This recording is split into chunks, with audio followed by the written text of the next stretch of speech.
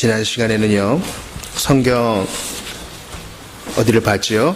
바로 토타스크리트라 34번째 시간으로 나훔을 봤어요.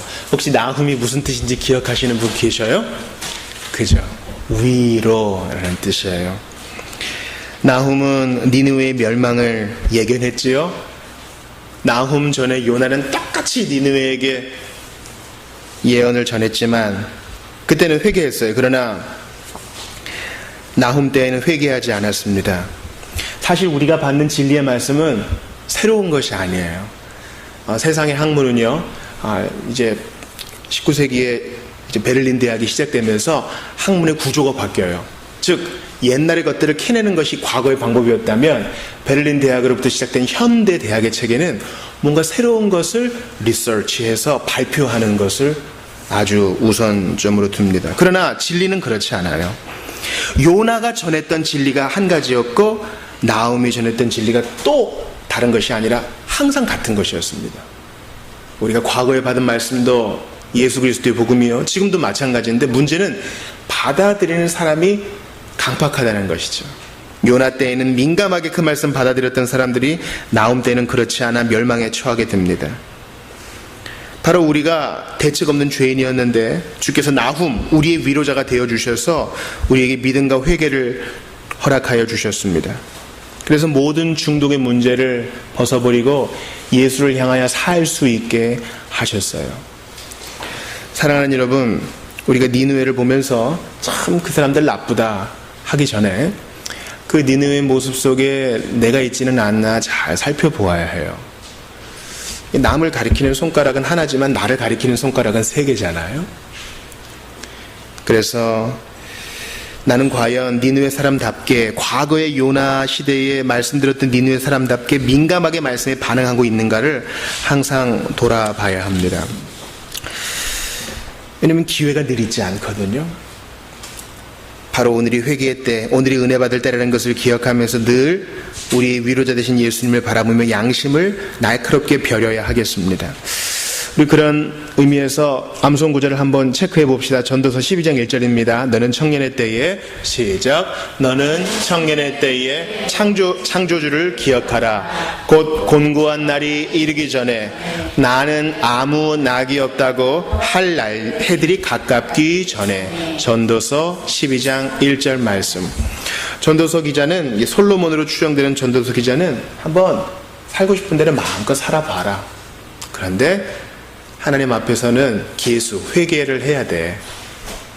장부 딱 펼쳐놓고 너에게 주어진 은혜 받을 기회들을 잘 활용했는지 계수해 볼 날이 온다. 그러므로 어릴 때부터 창조주를 기억하라. 복음을 듣고 회개하라. 주께서 말씀하십니다.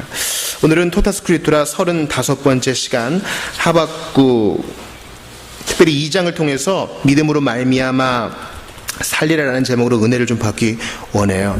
여러분, 하박국 하면은 제가 복음이면 충분합니다라는 책의 저자가 생각이 나요. 이분이 아주 연봉을 잘 받던 직장인이었어요. 그런데 이 복음이면 충분합니다 이 책의 저자가 어느 날 술에 잔뜩 취해가지고 집에 왔더니 아프리카 어린이, 가난한 어린이를 이렇게 보고 눈물 짓는 자기 이제 딸아이를 본 거예요. 그래서 내가 이렇게 살면 안 되겠구나 하던 중에 은혜를 받아 복음학교에 들어갑니다. 그래서 인터뷰할 때 회심을 경험하고 복음학교에서 훈련을 받는데 그때 처음 하박국 말씀을 받게 된 거예요. 여러분, 하박국 하면 보통 김치국이나 된장국 그런 거 생각하잖아요. 이분도 그런 생각이 나서 하박국 말씀으로 훈련 받을 때 막 낄낄 웃었다는 거예요. 그만큼 우리한테 좀 익숙하지 않은 말씀일 수 있어요. 근데 여러분이 하박국 말씀은 조금 익숙하지 않아도 노래는 알 거예요. 우리 작년에 수련회 가서 특송했죠. 뭐 했어요? 무화과 나뭇잎이 마르고 포도 열매가 없으며, 이게 이제 하박국 선지의 고백이에요. 사실은 이제 이렇게 하면서 또 이제 율동도 하고, 그죠? 우리의 양떼가 없으면 이것도 하는데, 사실은 하박국 당시의 상황이 이렇게 율동하며 노래할 만한 그렇게 밝은 분위기는 아니었어요. 하박국 당시는요, 아수르가 쇠퇴하고 바벨론 제국이 이렇게 융성하던 때였습니다. 아수르의 부조가 이제 영국에 있는 박물관에 있다 그러죠. 바벨론은 그나마 또 유물이 많아요. 그러니까 이제 국제사회가 정신없는 때예요. 이미 북이스라엘은 망했고 남유다도 이제 바벨론의 손에 멸망당할 날이 얼마 안 남았어요. 남유다는 애굽에 붙었다가 바벨론에 붙었다가 왔다 갔다 하면서 그 종교개혁을 하던 요시야 왕도 죽고 합니다. 그럴 때에 이제 하박국이 무화과 나뭇잎이 마르고 이 노래를 하는 거예요. 3장에서요. 그래서 이 노래의 풀이는 뭐예요? 난 여호와로 즐거워하리, 난 여호와로 즐거워하리, 난 구원의 하나님으로 인해 기뻐하리라. 사실은 기뻐할 상황이 전혀 아니거든요. 그게 이제 선지자의 결론이에요. 근데 그 결론이 있기 전에 무슨 일이 있는지 한번 2장에서 보기를 원하는 겁니다. 하박국이란 말의 뜻은요, 여러분 기억하세요? 끌어안다, 포옹하다 이런 뜻이래요. 끌어안다. 하박국이 뭘 끌어안았을까요? 바로 그 당시의 상황. 국내적으로는요, 하나님을 예배하는 제단 옆에, 그죠? 바벨론의 제단도 있고, 국내적으로는 고리대금이 융성하고요, 빈부격차가 심하고, 뭐 사회적으로 너무너무 안 좋고 암울한 분위기고요. 국외적으로는요, 과연 바벨론이 이길까, 애굽이 이길까, 그래도 구간이 명간이지 아수르가 이길까, 이렇게 열강들 속에서 정신 못 차리는 그런 상황 속에서 하박국이 자기의 이름 말마따나 끌어안아야 되는 것은 바로 믿음으로 말미암아 살리라라는 이 교리라는 것입니다. 하박국은 하나님께 질문을 던져요. 이게 다른 선지자랑 달라요. 보통 이사야, 예레미야는 하나님 말씀을 많이 대언하는데 하박국은 하나님께 질문을 많이 해요. 그 질문이 대충 몇 가지로 추려집니다. 하나님과 언약을 맺은 택한 백성이 왜 이렇게 고난을 당해야 됩니까? 주님, 우리 왜 이렇게 힘들어요? 그런 거예요. 여러분, 우리 읽지 않았지만 하박국 1장 한번 보겠어요. 1장 2절 한번 같이 읽어보겠습니다. 1장 2절 같이 읽어요. 시작. 여호와여, 내가 부르짖어도 주께서 듣지 아니하시니 어느 때까지이리까? 내가 강포로 말미암아 외쳐도 주께서 구원하지 아니하시나이다.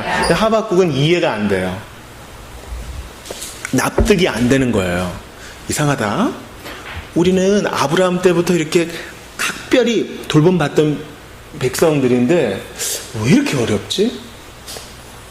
하박국이 계속 질문합니다. 주님은 왜 이렇게 사나운 바벨론에게 우리를 넘겨주셨습니까? 바벨론은 아수르보다는 조금 낫다고도 할 수 있겠어요. 근데 도찐 개찐이에요. 그래서 바벨론이 너무너무 강포해가지고요. 여러분, 우리 지난 시간에 니느웨가 어떻게 멸망당했다 그랬어요? 니느웨는 세 가지의 강이 이렇게 모이는 쪽에 위치했다 그랬죠. 근데 수량이 많아서 댐이 터져가지고 물 때문에 그 두꺼운 성벽이 무너졌다 그랬죠. 바벨론은 바벨론 제국이고 수도도 바벨론이에요. 바벨론이 너무나 포악해가지고요. 바벨론을 누가 무너뜨려요? 아수르, 바벨론 다음에 패권을 장악한 나라가 바로 메데바사, 페르시아죠. 페르시아 군이 왔을 때 바벨론 시민들이 웰컴했어요. 잘 왔습니다. 그동안 너무 살기 힘들었는데 당신들이 좀 낫겠죠. 성문을 활짝 열고 어서 오세요 했습니다. 그만큼 바벨론은 포악한 나라였어요. 주님은 하필 왜 이렇게 사나운 바벨론에게 우리를 넘겨줬습니까? 하나님의 방식이 도저히 이해가 안 됩니다. 하박국은 계속 질문해요. 누구 같아요? 욥 같지요, 욥. 욥은 하나님께 질문합니다. 또 누구 같아요? 시편 기자 같이요. 또 하박국은 주님, 도대체 언제까지입니까? 언제까지 저희가 이 고난 견뎌야 됩니까? 언제가 되어야 이 어려움이 끝나겠습니까? 가슴을 열어놓고 하나님께 질문하는 사람이 바로 하박국이에요. 하박국 3장을 쭉 읽어보시면 한 뭐 10몇 분이면 다 읽어보시는데 이것 때문에 하박국이 혼났다 이런 말이 없어요. 여러분, 우리 기도가 왜 이렇게 힘든 줄 아세요? 기도를 하려면은 하나님께 뭔가 소원을 아뢰야 되는데 사실 우리가 소원을 아뢰는 거는요, 먼저 우리 자신부터 시작하죠. 내 자신의 건강과 진로와 결혼과 가정, 친척들 이렇게 하고 뭐 자녀들 탈탈탈탈 털고 난 다음에 뭐하지? 그렇지, 우리 교회 사람들 또 이렇게 탈탈탈탈 해요. 그 다음 뭐하지? 가슴이 잘 안 와닿는 거, 그 나라를 위해서. 졸려. 졸려. 세계를 위해서. 성교사님 누구 있지? 졸려. 이러다가 가요. 그래서 기도를 견뎌요. 근데 기도는 훨씬 폭이 넓은 거예요. 말씀을 통해서 하나님이 우리에게 speak, 말씀하시고 기도를 통해 주님께 말씀을 드리는데 단지 뭐 해주세요 뿐만 아니라 질문도 좀 하란 말이에요. 시편 기자가 질문하잖아요. 하나님, 시편 73편에 왜 저렇게 예수 안 믿는 애들이 잘 돼요? 짜증나요. 예쁘지요. 몸매도 좋지요. 집안도 좋아요. 돈도 많은 것 같고요. 그리고 젠장 공부도 잘해. 아이고, 좋은 학교에도 갔고요. 이번에 땅을 샀대요. 예수 안 믿는 애들이요. 시편 기자는 질문해요. 여러분, 우리도 함께 질문해야 돼요.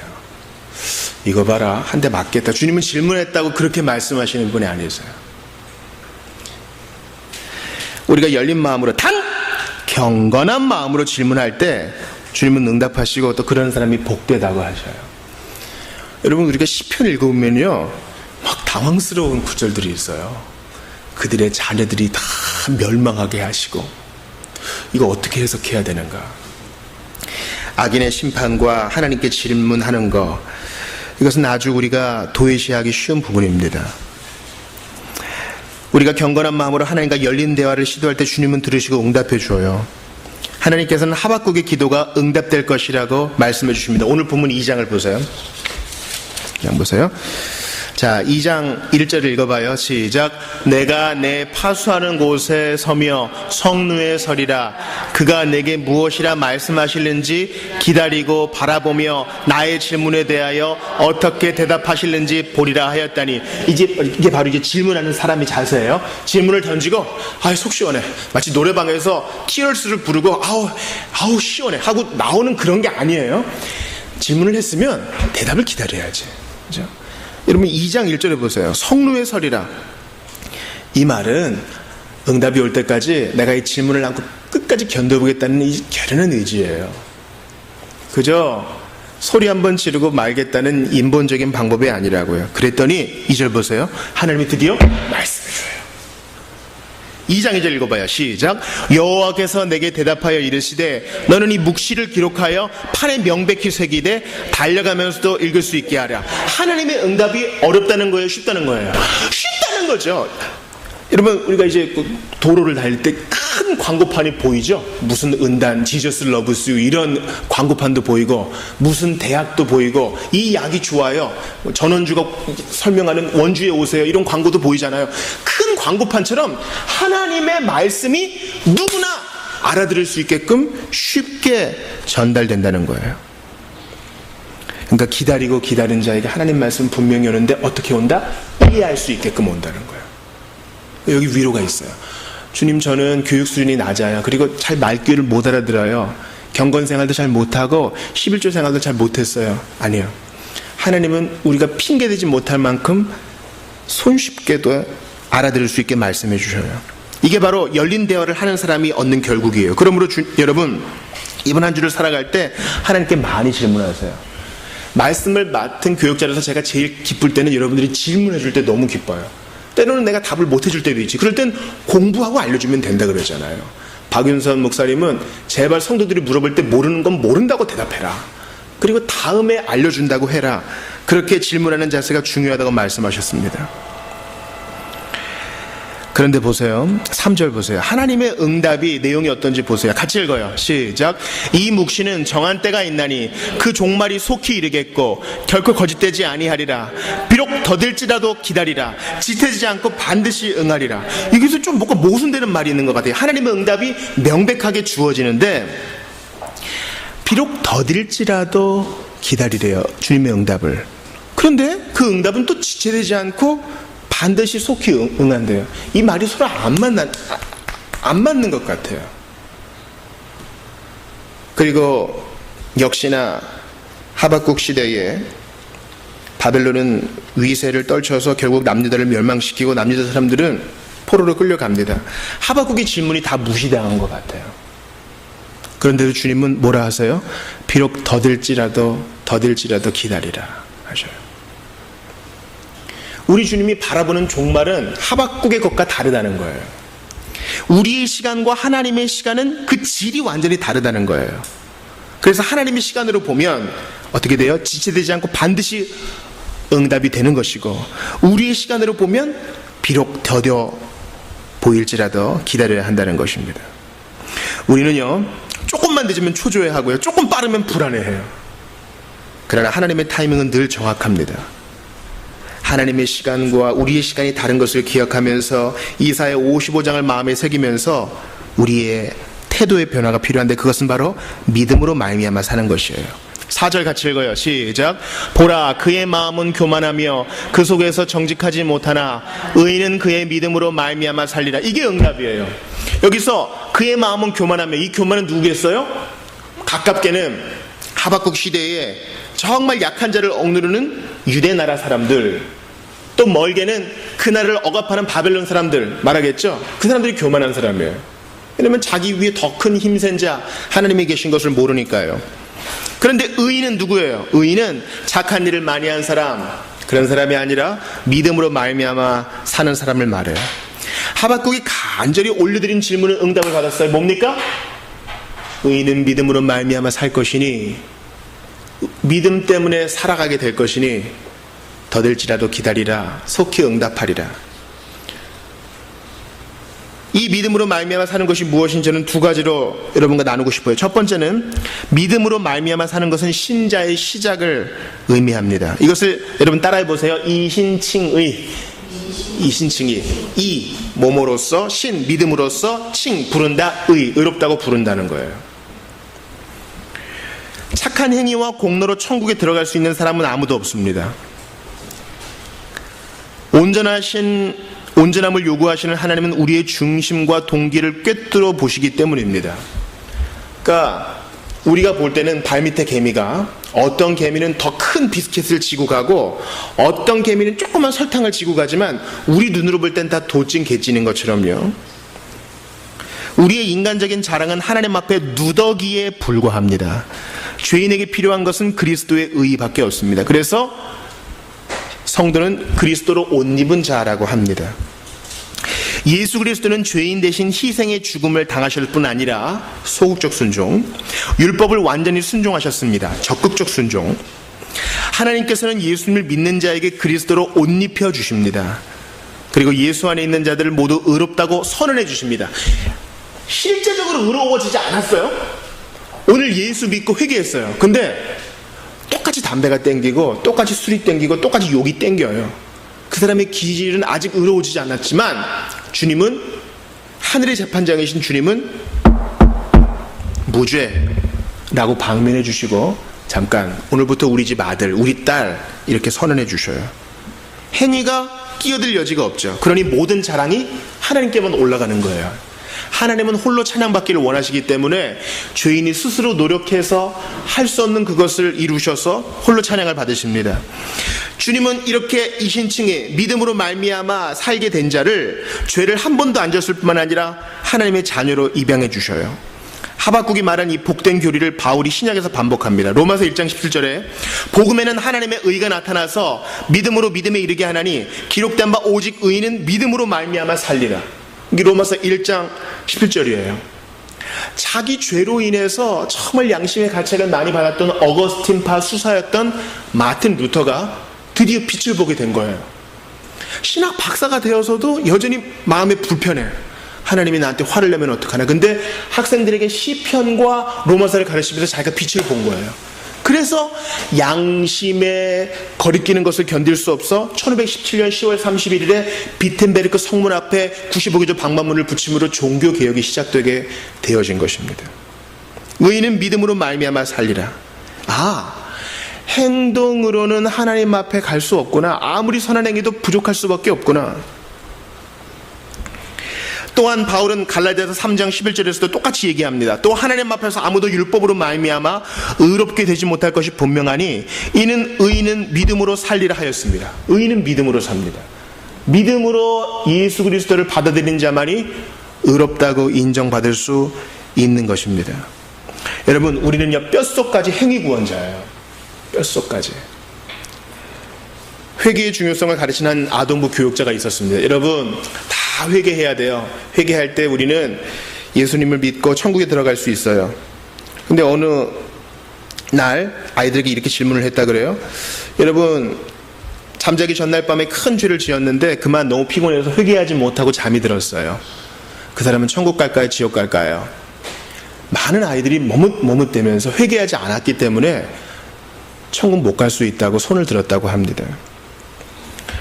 전도 훈련을 받게 됐을 때 거리에서 사람을 만나거나 공원에서 진단 질문을 던지면요, 대부분 자기가 살아온 것이 너무나 부족해서 하나님 앞에 서기가 좀 부끄럽다라고 얘기하시는 분들이 많아요. 교인인데도 불구하고.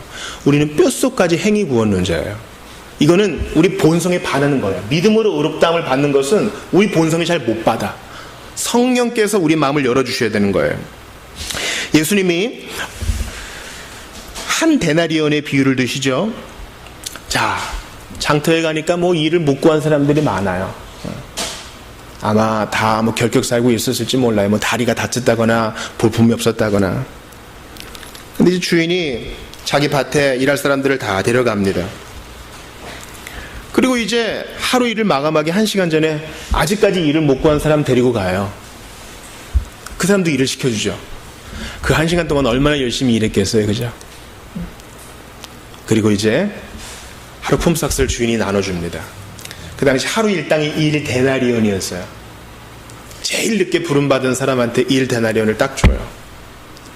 그랬더니 이제 그 사람보다 일찍 온 사람들이 기대하겠죠. 난 좀 더 주겠구나. 난 더 일했으니까. 주인한테 따지죠. 하루 종일 햇빛을 견딘 우리가. 근데 똑같이 1데나리온 주니까 열받는 거예요. 아니, 저 사람은 1시간 일했고 우린 더 일했는데 왜 이거밖에 안 줍니까? 주인이 얘기하죠. 너희와 약속한 게 1데나리온 아니냐. 내 것 가지고 내가 주는데 왜 너 그러느냐. 여러분, 그게 우리 모습이에요. 죄인이 회개하면요, 천사들은 기뻐하는데 우리는 배 아파요. 이게 우리의 모습이에요. 우리는 뼛속까지 행위 구원론자예요.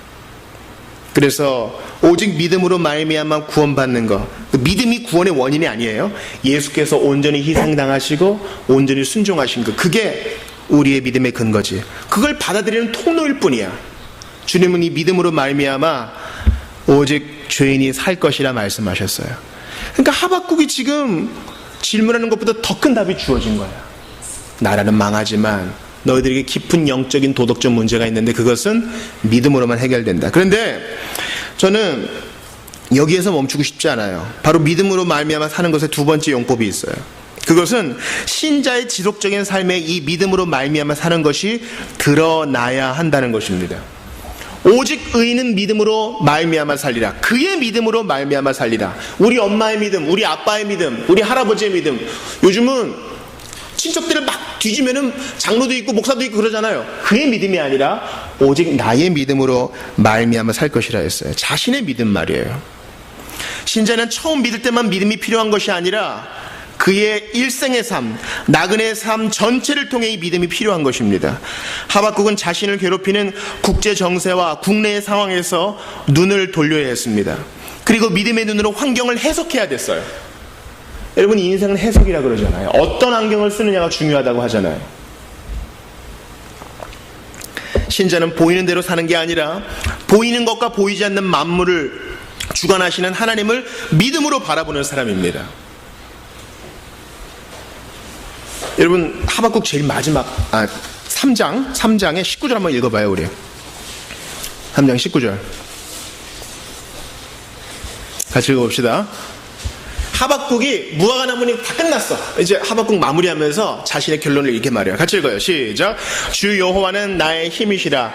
나의 발을 사슴과 같게 하사 나를 나의 높은 곳으로 다니게 하시리로다. 아멘. 저도 이거 고등부 때 참 많이 불렀거든요. 손잡고 티 맞춰가지고 노란 티. 근데 이게 무슨 말인지 잘 몰랐어요. 근데 보세요. 하박국이 지금 너무너무 답답한 환경 속에서 하나님께 질문했는데 답이 왔어요. 믿음으로 말미암아 산대요. 주 여호와는 나의 힘이시라. 나의 발을 뭐와 같게 하사? 사슴과 같게 하사. 어떻게 한다고요? 나를 나의 높은 곳에 다니게 한대요. 여러분, 사슴은 다리가 어때요? 가늘어요. 길고 가늘어요. 너무나 부러운 다리죠. 있을 걸 다 갖췄어요. 근데 그 길고 가느다란 다리를 어떻게 해요? 높은 곳에 다닌대요. 우리는 하나님 저 돌산을 없애주세요 라고 기도해요. 저 돌산을 없애주세요 기도하더라고요. 근데 하나님은 어떻게 응답을 많이 하셔요? 우리에게 사슴과 같은 다리를 주시는 경우로 훨씬 더 많이 응답하셔요. 환경을 바꿔주시지 않는 데는 뭔가 이유가 있어요. 자, 하박국이 간절히 하나님 앞에 질문을 했어요. 그래도 바벨론은 여전히 융성해서 아수르를 멸망시키고 남유다를 멸망시키고 애국까지 집어삼켰어요. 아이고, 하나님 내 질문을 무시하셨구나. 아니요. 오직 의인은 믿음으로 말미암아 살리라. 나의 발을 사슴과 같이 하셔서 절대 무너질 것 같지 않은 이 돌산을 껑충 올라가게 하시는 거예요. 우리의 기도는 하나님 홍해 바다가 쫙 갈라지는 것처럼, 요단강이 쫙 갈라지는 것처럼 그런 거 좀 주세요. 치킨을 주세요. 하나 둘 셋. 치킨 안 나타났네요. 하나님 삐질 거예요. 우리의 마음은 너무 이럴 때가 많다는 거예요. 하나님은 환경은 안 바꾸시고 우리를 바꾸셔요. 기도는 하나님께 협박해서 우리의 환경을 바꾸는 것이 아니라 기도하는 우리 자신을 바꾸는 거예요. 겸손케 하고 우리를 강하게 하는 겁니다. 주님은 믿음으로 사는 자가 바로 이렇게 환경을 보는 새로운 눈을 가지고 사슴과 같은 다리를 공급받는 자가 된다 말씀하십니다. 친구 여러분, 눈에 보이는 답답함에 휘둘리지 마시고 전지전능하시고 자비하신 하나님을 믿음으로 바라보십시오. 오늘 주보 사면 보겠어요. 암송송 같이 읽어보겠습니다. 믿음으로 말미암아 사는 것은 처음 믿을 때뿐만 아니라 신자의 전체 삶에 적용된다 그랬어요. 같이 읽어요. 히브리서 38절 시작. 나의 의는 믿음으로 말미암아 살리라. 또한 뒤로 물러가면 내 마음이 그를 기뻐하지 아니하리라 하셨느니라. 아멘. 믿음으로 말미암아 사는 것이 하나님의 뜻인데, 믿음으로 말미암아 살면 하나님이 돌산을 뛰어넘는 사슴과 같은 다리를 주는데 그걸 못 믿고 뒤로 주춤주춤 하나님 삐질 거예요 원망하는 자는 하나님이 그를 기뻐하지 않는데요. 그러므로 계속 그렇게 살아야 되는 겁니다. 여러분, 왜 이렇게 하나님을 못 믿어요? 어린 여러분이 몇 년 몇 월 며칠에 태어났다는 거 아시죠? 근데 그때 여러분이 있었어요? 혹시 뭐 기록물이 있나요? 영상물이 있나요? 뭐 누가 음성을 녹음해 놨나요? 어떻게 알아요, 우리가? 기록을 뭐 조사해 봤나요? 기록이 조작됐을 수도 있잖아요. 우리가 어떻게 알아요?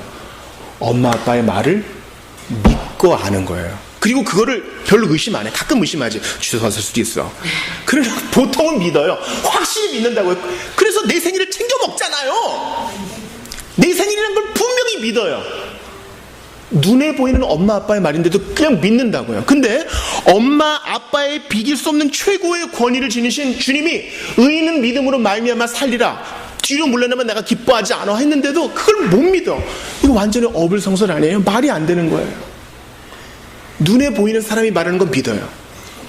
나보다 학식이 높은 사람이 말하는 거 믿어요. 나보다 경륜이 높고 경험이 많은 사람이 말하는 거 믿는다고요. 근데 하나님 말하는 걸 안 믿어. 말이 안 되는 거예요. 우리는 자신이 대단히 똑똑한 줄 알아요. 천만의 말씀. 우리는 하나님의 말씀을 믿음으로만 살 수 있어요. 우리는 3차원 안에서만 생각할 줄 아는 피조물에 불과해요. 우리는 큰 그림을 못 봅니다.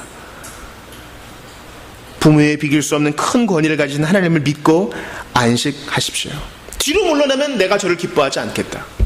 여러분, 요즘 새벽에 레위기 강의를 하고 있어요. 레위기 11장에 정한 짐승, 부정한 짐승이 있어요. 부정한 짐승에 우리가 좋아하는 돼지가 있답니다. 정한 짐승과 부정한 짐승을 구별하는 것 중에, 예를 들면 정한 짐승은 굽이 갈라지고 새김질을 하는 짐승이 정한 짐승이라고 말씀하세요.